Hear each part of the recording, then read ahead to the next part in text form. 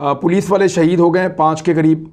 हुकूमत की तरफ से साद रिजवी को रिहा करने का ऐलान होने वाला है। क्या हुकूमत ने यह फैसला कर लिया है कि वो टीएलपी के सामने घुटने टेक देगी? फ्रांस के हवाले से उनका मौक़िफ़ यही है कि वहाँ पर हमारी यूरोपीय यूनियन में 10 अरब डॉलर की एक्सपोर्ट है, जो कि अगर हम फ्रांस के साथ ताल्लुकात ख़राब करते हैं या उनके सफ़ीर को निकालते हैं तो इस सूरत हाल से हमें उसमें बिजनेस में बहुत बड़ा नुकसान होगा। किसी को कुछ नहीं पता, ये टोटल अटर कंप्लीट कंफ्यूजन। आज की इस वीडियो में पाकिस्तान मीडिया में बात हो रही है पाकिस्तान के हालात की, जो आए दिन खराब ही होते जा रहे हैं। अब जैसा कि आप जानते हैं कि टीएलपी नाम की एक पॉलिटिकल पार्टी ने पाकिस्तान में हजारों की भीड़ इकट्ठा कर ली है और वो भीड़ इस्लामाबाद की तरफ कूच कर रही है। दोस्तों, इस भीड़ के पास AK-47 जैसे खतरनाक हथियार है। इतना ही नहीं, अब तक कई सारे पुलिस वालों को ये भीड़ गोली भी मार चुकी है। अब जैसा कि अब सब जानते हैं कि पाकिस्तान ने हमेशा कट्टर सोच को अपने गले लगाया है। आज वही कट्टर सोच पाकिस्तान का गला ही काट रही है। पाकिस्तान की सरकार को, इमरान खान को कुछ भी समझ में नहीं आ रहा कि आखिर वो करे तो फिर क्या करे। पाकिस्तान के हालात किस हद तक खराब होते हैं ये तो हमें आने वाले वक्त में ही पता चलेगा। फिलहाल इस बात को लेकर पाकिस्तान मीडिया में क्या चर्चा हो रही है वो देखने के लिए शुरू करते हैं इस वीडियो का अगला भाग। तहरीक लब्बैक के धरने के, क्योंकि ये लोग वज़ीराबाद में मौजूद हैं। वज़ीराबाद के अंदर कुछ रैलियाँ निकली हैं, मुख्तलिफ मकामात पे मौजूद थे। लोगों की तादाद अच्छी खासी है। जब सादोकी के अंदर तसादुम हुआ कारकुनों का और पुलिस का, जहाँ फायरिंग रिपोर्ट हुई है और दोनों तरफ से फायरिंग रिपोर्ट हुई है, कुछ लोगों ने पुलिस के ऊपर फायरिंग की है। अब ये कारकुनान है या उनकी आड़ में हुआ, लेकिन जिम्मेदारी कारकुनों के ऊपर डल रही है। पुलिस वाले शहीद हो गए 5 के करीब और बहुत बड़ी तादाद में ज़ख्मी है।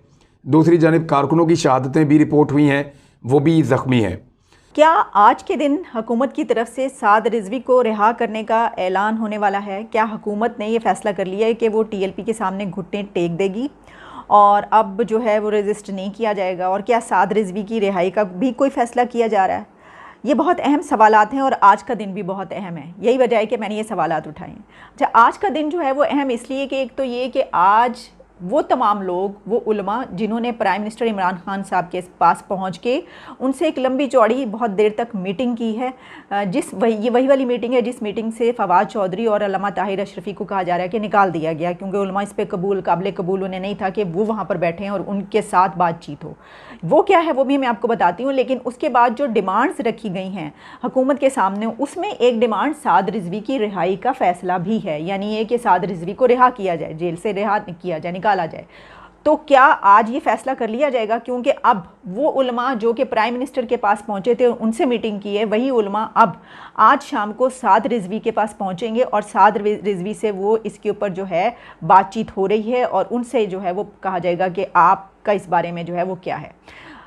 इससे पहले कि मैं आपको ये जवाब दूं, ये ऑप्शंस मैं आपके सामने रखूं कि ये जो डिमांड्स की गई हैं और इनसाइड स्टोरी क्या है वो मैं आपके सामने रखूं, कि सबसे पहले बात तो ये करने वाली है कि ये वही कलअदम जमात है जिसको अभी चंद रोज़ पहले पाकिस्तान की हुकूमत पाकिस्तान ने मिलिटेंट पार्टी करार दी है, दहशतगर्द तंजीम करार दी है। कलअदम तो वह पहले ही थे, और वो वाली दहशतगर्द तंजीम जिसके मुतालिक ये कहा गया है कि ये इंडिया से सपोर्ट लेते हैं और वहाँ से उनको फंडिंग होती है और ये पाकिस्तान के ख़िलाफ़ काम करते हैं, उस जमात से अब मुज़ाकरात हो रहे हैं।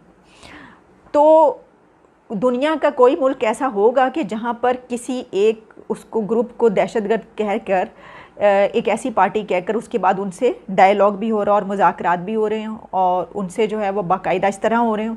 ये जो डिमांड रखी गई है वो ये है कि साद रिजवी को रिहा कर दिया जाए और फ्रांस के सफ़ीर को निकाल दिया जाए। एक तो मुझे ये समझ में नहीं आ रही, ये दुनिया का पहला कौन सा मुल्क है कि जहाँ पर फ्रांस का सफ़ीर है ही नहीं और उसको निकालने के लिए जो है वो लोग सड़कों पर रुल रहे हैं और धरना किया जा रहा है, जो है ही नहीं। यानी क्या कि आप सीधे सीधे हुकूमत उनको ये कह क्यों नहीं देती कि आप ये जो डिमांड सामने रख रहे हैं तो आपका दिमाग ख़राब है क्या? आपको नहीं पता कि फ़्रांस के सफ़ीर यहाँ पर मौजूद नहीं है? वो तो बेचारे पहले ही डर के भाग चुके हैं यहाँ से। यहाँ पे इस सूरत हाल में ऐसे कौन से मुल्क का रहेगा सफ़ीर जिसको जान से मारने की धमकियाँ दी जा रही होंगी, वो तब भी बैठा रहेगा?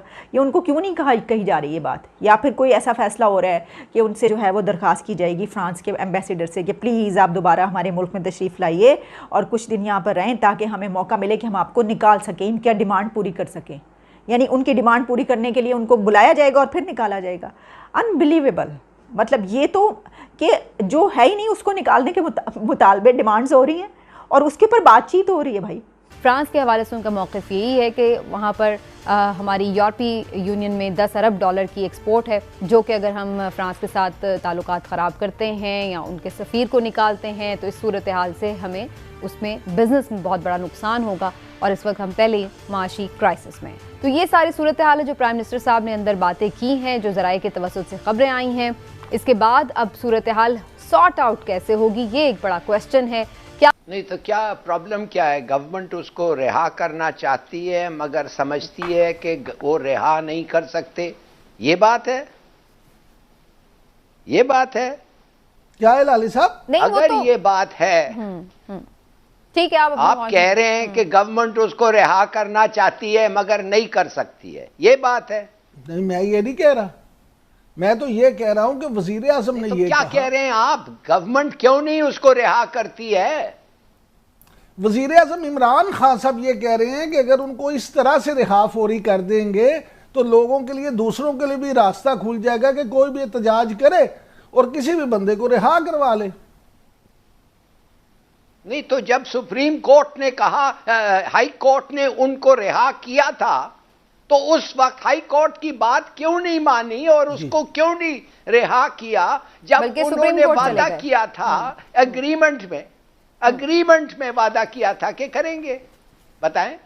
उन्होंने जाके अपील कर दिया सुप्रीम कोर्ट को। यस, आप क्या कह रहे हैं? देखिए, प्लीज अंडरस्टैंड, किसी को कुछ नहीं पता, ये टोटल अटर कंप्लीट कंफ्यूजन।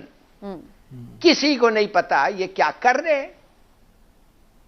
आप समझिए, ये आई मीन 8 महीने पहले ये पार्टी को बैन हो गए थे। आपका काम यह था कि अगर इस पार्टी को आप बैन करना चाहते थे तो बड़ी सीधी बात थी ना, आप चले जाते सुप्रीम कोर्ट, उधर से ऑर्डर दे देते, ये पार्टी बैन हो जाता। वो आपने नहीं किया, वो तो आप जानबूझ के नहीं किया। अब आप कह रहे हैं कि ये ऐसी पार्टी है, मिलिटेंट पार्टी है, ऑलमोस्ट इस पार्टी को टेररिस्ट पार्टी बनाते हैं। जब इलेक्शन का वक्त आया और 22 लाख वोट इन्होंने ले लिया और ज्यादातर नवाज शरीफ से, उस वक्त पीटीआई तो बड़ी खुश होगी इस पार्टी के साथ। कहने की बात यह है, दिस अटर कंफ्यूजन। अभी मैं आपको बताता हूं ये क्या क्या कंफ्यूजन है भाई। ये तो खत्म ही नहीं हो रहा है कंफ्यूजन। ये कह रहे हैं इनको तुम वापस चले जाओ, तुम रुको, मार्च मत करो, उधर ही बैठो। मुझे आज एक हमारे चैनल के प्रोग्राम में पता चला, इससे जो 7 बजे का जो प्रोग्राम है उसमें मुझे ये पता चला कि पता नहीं कितने करोड़ और करोड़ रुपया का टैक्स कलेक्ट नहीं किया जा रहा है, नुकसान हो रहा है, एक्सपोर्ट्स पे तबाही हो रही है, इसलिए कि इन्होंने पूरा पंजाब को बंद करके रखा हुआ है। तो आप कह रहे हैं इनको क्या बैठ जाओ, आगे मत बढ़ो। भाई अगर ये बैठे रहें और पूरा पंजाब कट ऑफ हो जाए तो आपका नुकसान कितना हो रहा है?